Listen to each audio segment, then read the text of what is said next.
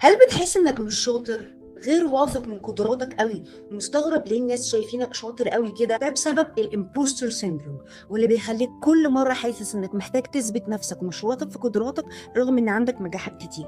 من علاماته هو الخوف من الفشل، خوف نجاحاتي على انها حاجات بسيطه او كان حظي حلو او كانت صدفه، دايما بقلل من الحاجات اللي وصلت لها وشايف ان ده عادي، وشويه نقص في الرضا عن البرفورمانس بتاعنا وتقدير الذات. الامبوستر سيندروم مشكلتها ان هي دايما هتاخرنا باننا نوصل للبوتنشالز بتاعتنا، وفي نفس الوقت ممكن تخلينا يتم استغلالنا من حد قدر يقرا ده فينا، قدر يقرا ان احنا مش شايفين قد ايه احنا شاطرين، فيقدر يستغل كل حاجه احنا بنقدمها باقل ما المفروض ناخد في المقابل.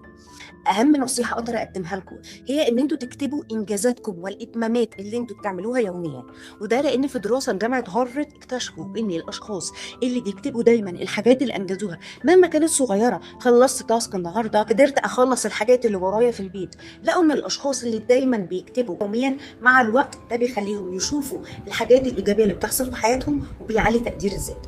ولو حابين تشتغلوا على المشكله دي تقدروا تحجزوا معايا سيشن اونلاين عشان نقدر نتحرر من متلازمه الدجال ونعلي تقدير الذات بتاعنا ونوصل للبوتنشلز اللي احنا نقدر نوصل لها. ما تنسوش تبعتوا الفيديو ده لحد محتاج يسمعه.